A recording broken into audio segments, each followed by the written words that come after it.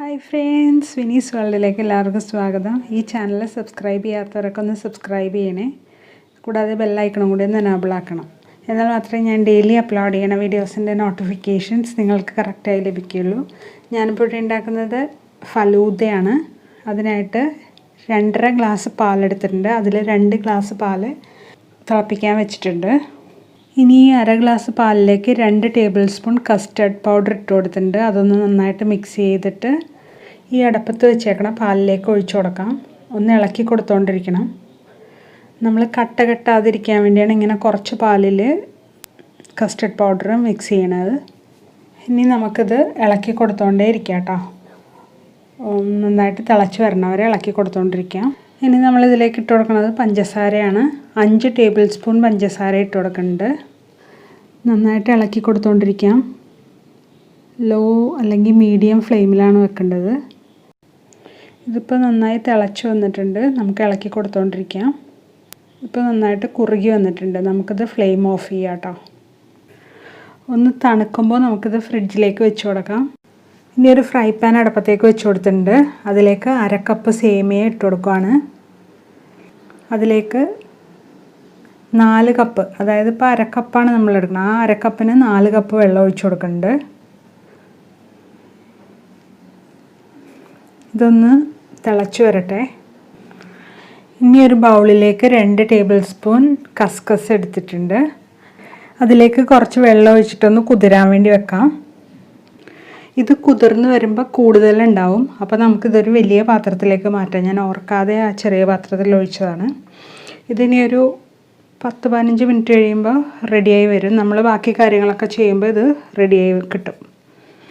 സേമിയ ഇപ്പം നന്നായിട്ട് തിളച്ച് തുടങ്ങിയിട്ടുണ്ട്. നമ്മൾ ഫ്ലെയിം കുറച്ച് വെക്കാം കേട്ടോ. എന്നിട്ട് അതിലേക്ക് 2 ടേബിൾ സ്പൂൺ പഞ്ചസാര ഇട്ട് കൊടുക്കുന്നുണ്ട്. ഇതിന് ഒരു പച്ച ചുവ ഇല്ലാതിരിക്കാൻ വേണ്ടിയാണ് നമ്മളങ്ങനെ ചെയ്യണത്. പെട്ടെന്ന് തന്നെ ഇതായി കിട്ടും കേട്ടോ. ഇപ്പോൾ ഇത് നന്നായിട്ട് വെന്ത് വന്നിട്ടുണ്ട്. പിന്നെ കുറച്ച് നേരം കഴിയുമ്പോൾ, അതായത് ഒരു തണുത്ത് കഴിയുമ്പോൾ നല്ല ടൈറ്റായിട്ട് വരും. ഇപ്പോൾ ഇതെല്ലാം തണുത്തിട്ടുണ്ട്. നമ്മൾ കഴിഞ്ഞ ദിവസം ഉണ്ടാക്കിയ ജെല്ലിയും ഇതിൻ്റെ കൂടെ ഇട്ട് കൊടുക്കുന്നുണ്ട് കേട്ടോ. നിങ്ങൾക്ക് വേണമെന്നുണ്ടെങ്കിൽ മാത്രം ഇട്ടാൽ മതി, ഇല്ലയെന്നുണ്ടെങ്കിൽ ഇടണ്ട. ഇനി നമ്മൾ ഗ്ലാസ്സിലേക്ക് ഈ സ്ട്രോബെറി സിറപ്പാണ് ഒഴിച്ചു കൊടുക്കുന്നത്. ഇതിന് പകരം ടൈഗറിൻ്റെ റോസ് മിക്സ് ഒഴിച്ചു കൊടുക്കാം. അതിന് ഇത്തിരി കളറ് കൂടിയ പോലെ എനിക്ക് തോന്നിയതുകൊണ്ടാണ് ഞാൻ ഇത് ഒഴിച്ചു കൊടുക്കുന്നത്. ഈ ഗ്ലാസ് ഒന്ന് ഗാർണിഷ് ചെയ്യാൻ വേണ്ടി ആ സൈഡിൽ കൂടി ഒഴിച്ചു കൊടുക്കുക. അത്രയും മാത്രം മതി കേട്ടോ.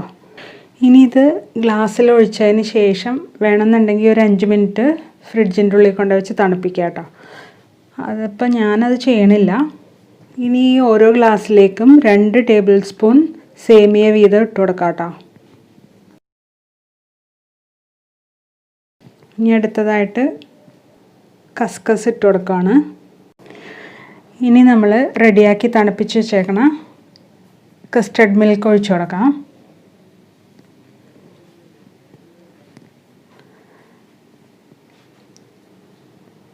ഇനി ഇതിലേക്ക് ജെല്ലിയാണ് ഇട്ട് കൊടുക്കണം. നിങ്ങൾക്ക് ഈ ജെല്ലിക്ക് പകരം ടൂട്ടി ഫ്രൂട്ടി ഇട്ട് കൊടുത്താൽ മതി കേട്ടോ. റെഡ് കളർ ടൂട്ടി ഫ്രൂട്ടി ഇടാം. ഇനി ഇതിലേക്ക് വീണ്ടും കസ്കസ് ഇട്ട് കൊടുക്കുന്നുണ്ട്. ജെല്ലി ഇപ്പോൾ ഞാനൊന്ന് ഗാർണിഷ് ചെയ്യാൻ വേണ്ടി വെക്കണത്.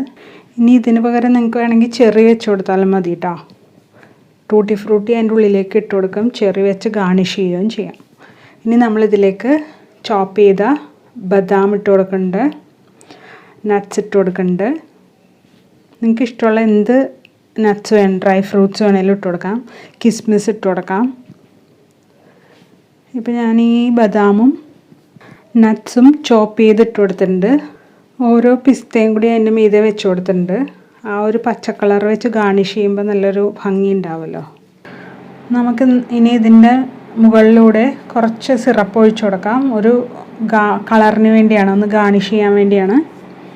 ഇഷ്ടമുണ്ടെങ്കിൽ മാത്രം ഒഴിച്ചാൽ മതി കേട്ടോ. ഗാർണിഷ് ചെയ്യണതിന് മുമ്പ് നിങ്ങൾക്ക് വേണമെന്നുണ്ടെങ്കിൽ ഒരു സ്കൂപ്പ് ഐസ്ക്രീം ഇട്ട് കൊടുക്കാം കേട്ടോ. ഏത് ഫ്ലേവർ വേണമെങ്കിലും ഇട്ട് കൊടുക്കാം. നമ്മൾ ഈ ഫലൂദ ഗ്ലാസ്സിൽ നിറക്കണതിന് മുമ്പേ നന്നായിട്ട് തണുപ്പിച്ചതായിരിക്കണം കേട്ടോ. ഇപ്പോൾ ഇതിവിടെ റെഡി ആയിട്ടുണ്ട്. ഇതെല്ലാവർക്കും ഇഷ്ടമായി എന്ന് വിചാരിക്കുന്നു. ഇഷ്ടമെങ്കിൽ ലൈക്ക് ചെയ്യാനും കമൻറ്റ് ചെയ്യാനും ഷെയർ ചെയ്യാനും മറക്കല്ലേ. സബ്സ്ക്രൈബ് ചെയ്ത് ബെൽ ബട്ടണും കൂടി എനേബിൾ ചെയ്യണേ. Thanks for watching.